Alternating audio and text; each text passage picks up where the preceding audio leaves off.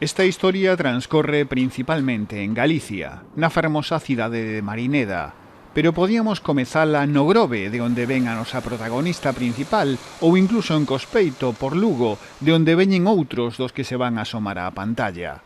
Imos a chegarnos a que é probablemente a máis exitosa produtora en Galicia, e a ela faremos a nosa primeira pregunta. Que é producir unha película? Bueno, producir unha película é o primeiro pensar en unha historia que levada a película sea interesante para os espectadores. Eso é o primeiro, non? A verdade que nos afrontamos o noso traballo como produtores primeiro como espectadores, se a nós como espectadores hai algún tema ou algún universo, algunha historia en concreto que nos parezca que ten o suficiente atractivo, pois tratamos de desenvolvela, de financiala e de levala a cabo, non? Como xa dixemos, podíamos ter comezado esta historia en outros moitos lugares e incluso en outros moitos tempos, hai algúns anos, cando éramos nenos. Eu xa de neno empezar a decir que quería ser director de cine, eu creo que en octavo de XB. E logo cando chego ao instituto, ocorreu así de casualidade, pois que en segundo de BUP, houve un día, eu tiña unha compañera de pupitre, e ela un día quixo sentar cunha amiga súa.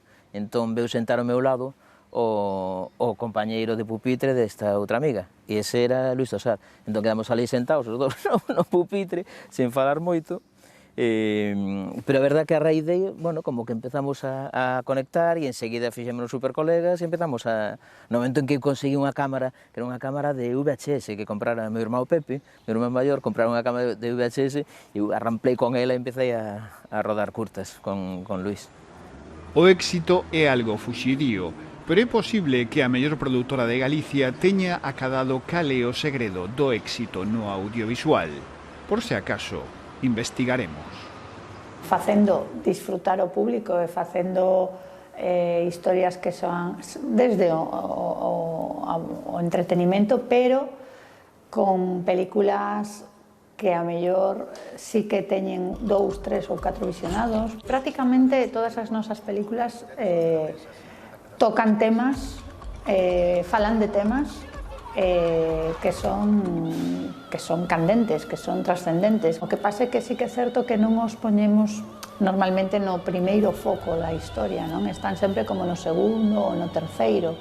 Si alguén fala de Celda 211, nadie diría que é unha película que fala sobre a vida nas cárceles, pero tamén falamos na vida das cárceles. O propio Descoñecido é unha película de puro entretenimento, pero é unha película que fala de dúas cousas moi importantes. Unha é, sobre todo, o amor dos pais aos fillos, o que están dispostos os pais a facer polos fillos, e incluso a como unha persoa que aparentemente é unha persoa que non é unha persoa xusta, que ten unha ética pois moi cuestionable, cando está en xogo a vida dos seus fillos, xira totalmente, non? É capaz de cambiar, non? O éxito alleo pode non ser de todo propio, pero sempre é bo para todo o sector. E todos nos sentimos un pouco partícipes, porque a todos nos beneficia. Sei, co cal tamén, que ven chula que isto de como é de bo isto da sana competencia, que é bo para todos, quer decir, que alguén lle vai a ben está lonxe de ser malo para min, senón que pode ser moi bo, quer decir, hai algo aí de ter un grupo, de ter un sector, de ter un certo movimento que é bo para todos e dinamiza a todos. Unha película pode xordir de moitas cousas, mesmo da intención de colaborar con artistas que, de alguna maneira, che enchen o ollo. Parten de a intención de traballar con un director, non? Neste caso, nos coñecíamos os traballos de Dani de la Torre, as curtas que había feito, que tiña feito, e as curtas parecíanos que tiñan un pulso narrativo de director importante. O primeiro encontro entre a produtora e o director foi grazas a Luís Zaera, que utilizou a súa ben gañada popularidade para poñelos en contacto. Falamos dun sector onde a colaboración diante e detrás das cámaras é fundamental. coño, pois, eu que sei, eu cando imaginaba que iba a ser actor, pois eu imaginaba isto, pois imaginaba cando será a entrevista, a primeira entrevista, como, eu que sei, eu imaginaba cando serei popular, entón, pois, agora estou nunha entrevista e teño un mínimo de popularidade, quero che decir que, como que cheguei a un sitio, que era o sitio o que eu quería chegar, vai. Fomos, bueno, eu creo que a mellor cerca de ano e medio, 2 anos, buscando esa película, non? Tiñamos moi claro tamén que o ser Dani de la Torre, un director novel que non tiña feito ningún largometraxe de cine, e téndonos unha aspiración de facer películas ambiciosas desde un punto de vista de producción, desde un punto de vista presupuestario, tiña que ser un produto moi pensado, non? Moi definido e con un potencial importante de público. Parte desta historia continúa en Santiago, onde os dous rapaces que se coñeceron nun instituto de Lugo estudaban, ou digamos, máis que estudar, vivían, mantendo unha certa conexión coa Escola de Imaxe e Son da Coruña. Xa marchara a Santiago e eu estaba feliz en Santiago porque estaba conectando con toda, estábamos Luís Tosar e eu, estábamos os dous conectando coa xente de teatro, pois con Xan Cejudo, con María Bouzas e María Pujalte, con Kiko Cadaval, con toda esta xente, con Mofa e Befa, con Víctor e Evaristo. Estábamos pasando bomba en Santiago, cando abriu a escola, eu sigo aquí que xa estou facendo as miñas cousas. Pero sí que tive moitísima conexión con toda a xente e empecé enseguida a facer colegas ali. E ademais a escola sacou unha serie de iniciativas que eu creo que marcaron moito o que veu despois, tipo unha que chamaban a Coruña de Cine, que era un acordo creo que era co Concello, para producir, era un concurso de guiós, e os que consideran os 4 mellores guiós producíanos en cine, en 35. E fixemos unha curta, e que foi como, bueno, foi a primeira curta que fixen en cine. Aí xa empezamos a traballar un pouco con esas ferramentas máis profesionais, Miguel Asensio, produtor, co que logo fixemos o Matachín, bueno, e como que, bueno, empezou a formarse un montón de técnicos que son os que fixeron viable o boom das series uns pouquiños anos despois. E Jorge Coira nos presenta a outra gran protagonista do noso programa, a cidade da Coruña. Unha cidade na que xa houbera rodaxes hai moitos anos, pero que coa produción audiovisual acadou un maior protagonismo. E poucas veces tan protagonista como na película O Descoñecido.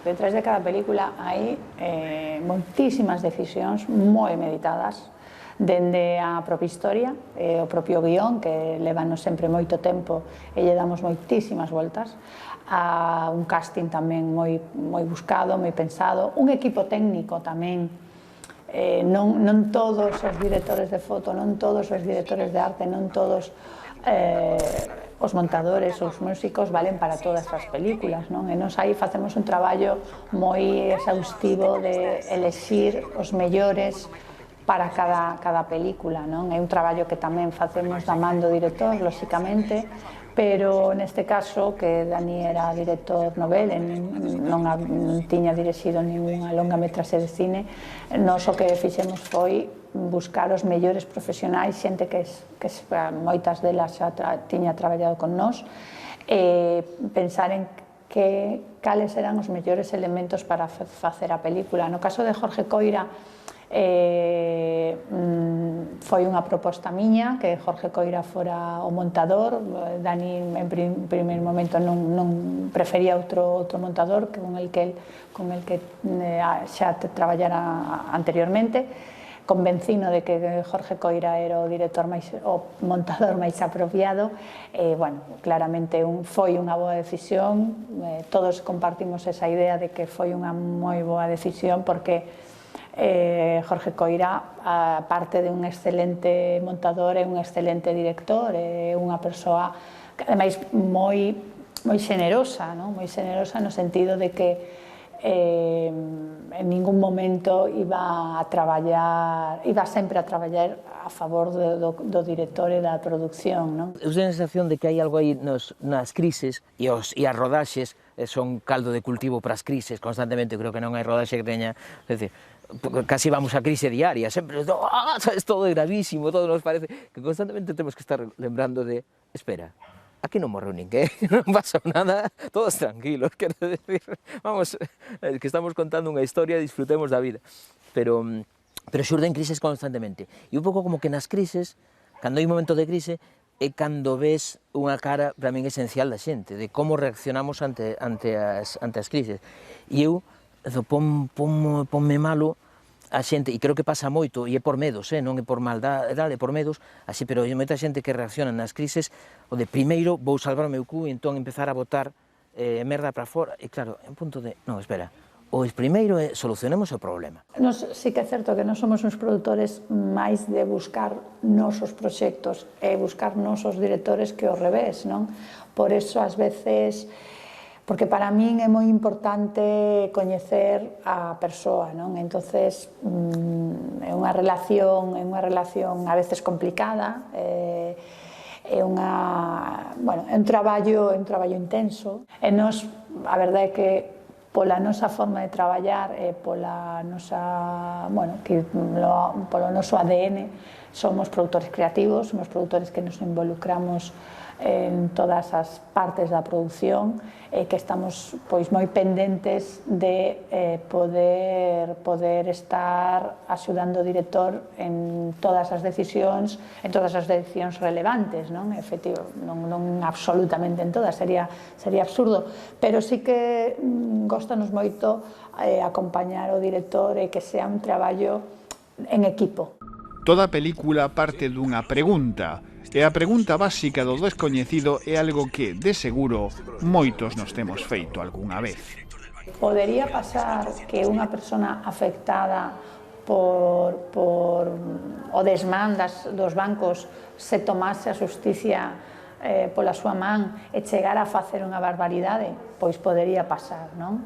Nos estábamos convencidos de que eso podería pasar, e de feito houve algún caso, non exactamente igual, porque isto é levado unha película, pero sí que sabemos que houve xente que quemou algún banco ou que destrozou algunha cousa, cousas que posiblemente nunca fixeran se non lles pasara eso, non? Ao final, gostanos moito poñer a xente normal nunha situación extraordinaria, e gostanos moito tamén preguntarlle ao público ti que farías, non?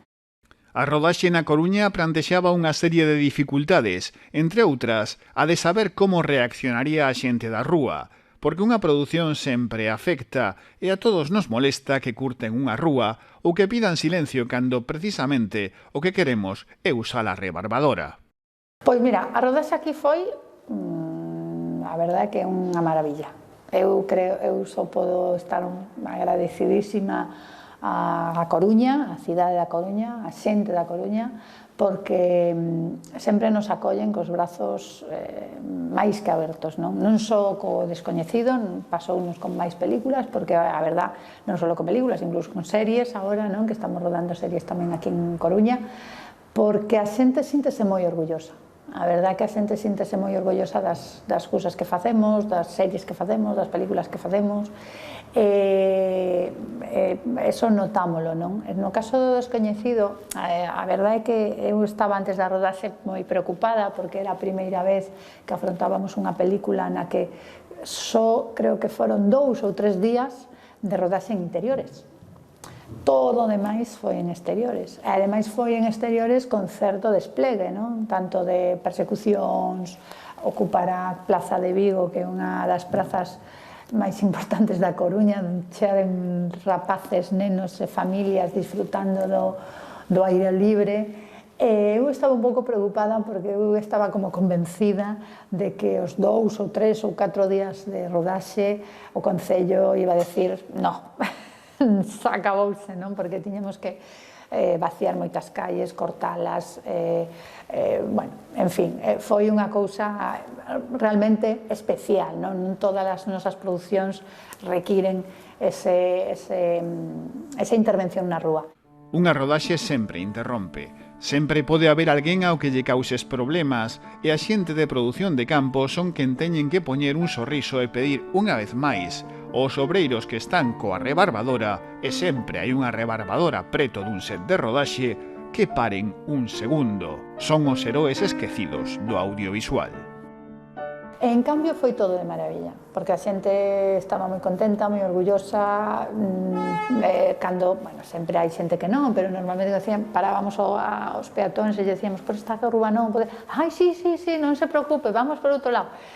E logo había outra cousa que era que nos tiñamos que vaciar de coches, poñíamos anuncios, non se poden aparcar, non se pode aparcar, pero logo sempre algún aparca, entonces a grúa viña e quitaba o coche, levaba a grúa.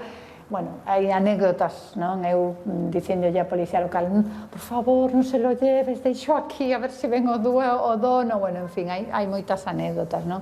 Incluso xente que chegaba a coller o coche non estaba, informábamoslle que o levaban a grúa e como era dunha rodaxe, pola rodaxe, bueno, non pasa nada, non pasa, o sea, a xente incluso que algunhas persoas o veían como unha anécdota, non? Unha das preguntas que queda por facerse é se dende aquí, dende este recuncho da península, podemos contar historias que gusten a todo o mundo.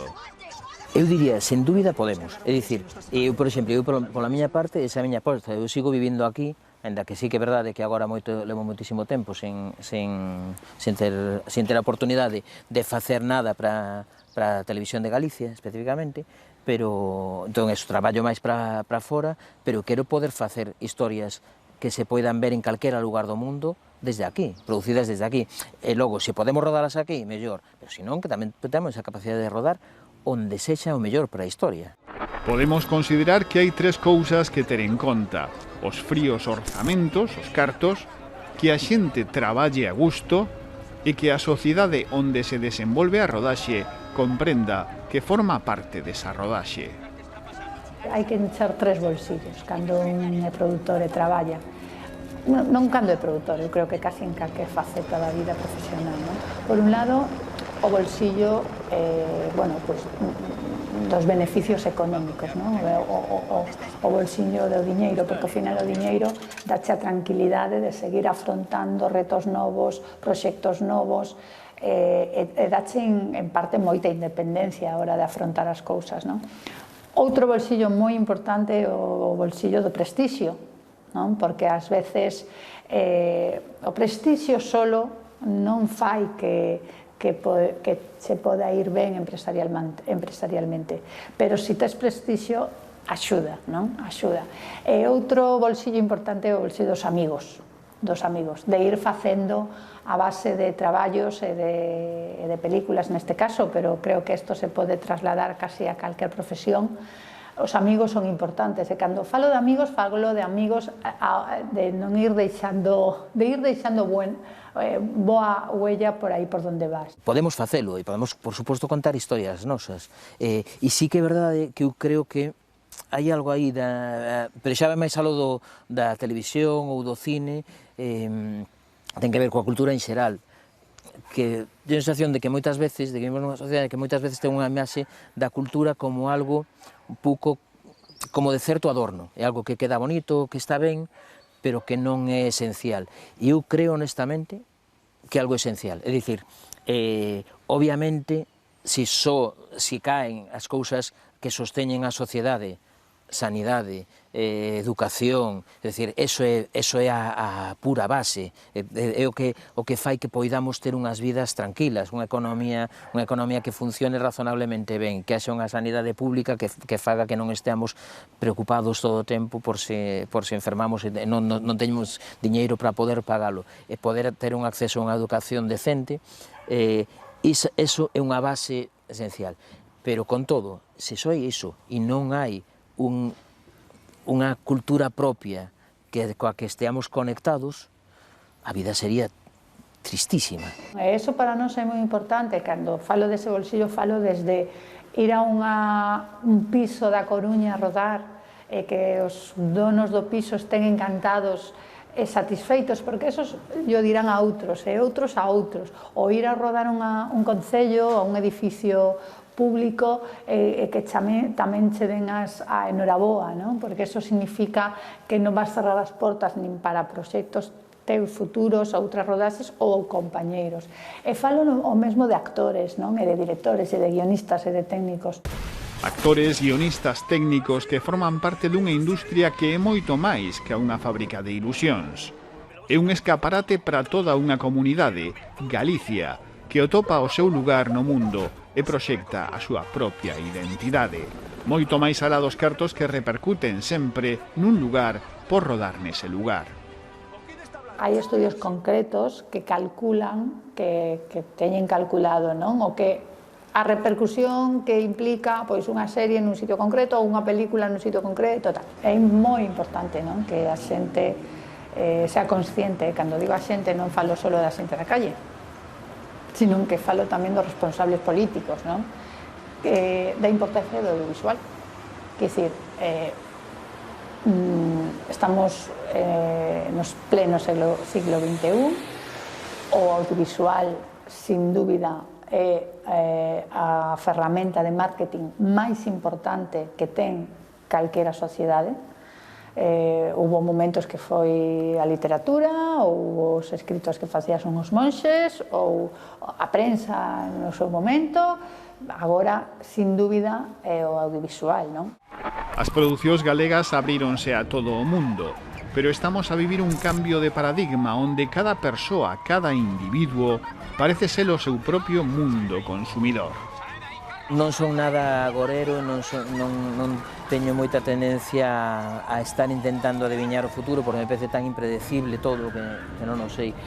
A ver, sí que se ven tendencias claras, eu diría, por exemplo, e algunhas moi positivas e algunhas moi negativas. Eu diría, as positivas é o de, hai algo aí de non estar intentando facer cousas que lle gusten a todo o mundo, que é absurdo traballar desde aí, porque se te preocupas moito por iso, preocupaste porque nada moleste a ninguén, e se estás preocupado porque nada moleste a ninguén, é imposible facer algo que sexa mínimamente vivo e creativo e que teña chicha, porque sempre pode aparecer alguén que non lle interese.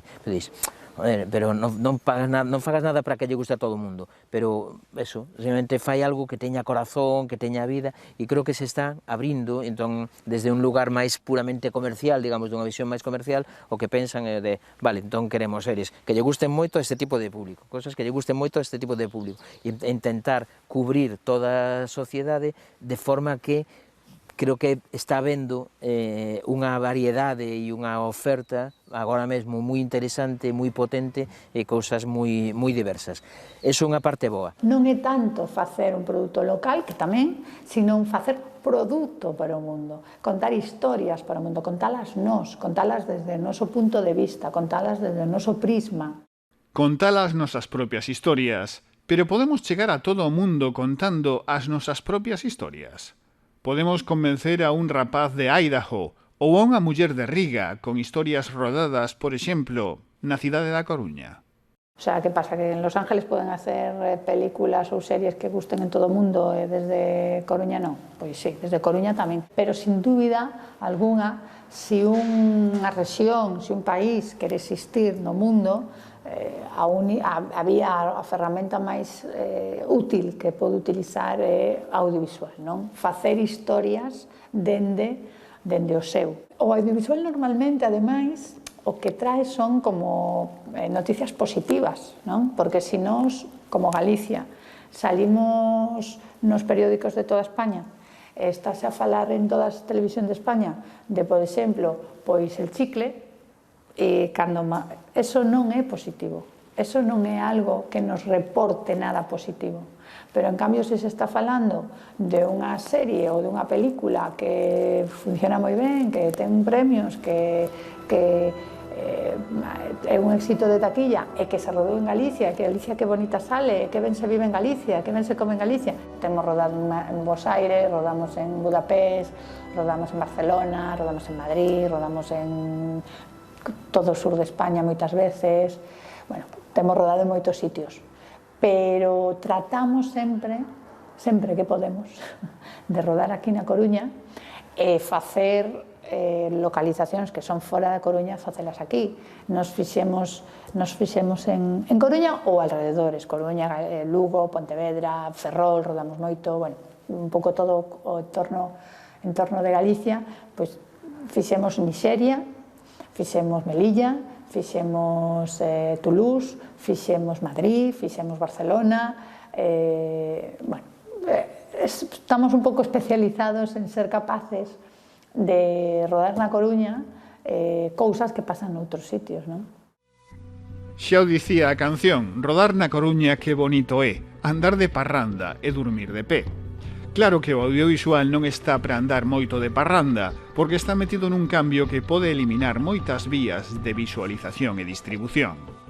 Por outro, sí é verdade que hai certo tipos de cine que empezan a ter problemas e a desaparecer, e unha pena, cines máis intermedios, cines que non queren ser super chamativos e super espectaculares, pero simplemente contar honestamente historias máis pequenas, historias máis persoais, e eso empeza a estar máis fastidiado, e iso é unha auténtica mágoa. E logo está esta cousa do individual e o colectivo, é dicir, o consumo individual vai medrando e cada vez é máis fácil ter na casa un equipo onde se poida ver con calidade e escoitar con calidade, e eu creo que iso é moi bo. Pola contra, está poñendo en perigo, e agora a pandemia é como un golpe que dis, vai ser un golpe de gracia e vai morrer, ou non, o visionado colectivo, o cine, o de quedar, o de ir a un lugar onde se reúne xente, se reúnen descoñecidos para disfrutar xuntos dunha experiencia, que eu creo que é tan poderoso iso, e que daría unha pena monumental que desapareza. Pero, bueno, iremos vendo. Tamén é certo que se leva anunciando a morte do cine desde os anos 50. A morte longamente anunciada do cine esperamos que non dea chegado demasiado pronto, porque sempre precisamos contar historias e sempre precisaremos facelo dende platós como os que nos ofrece Galicia.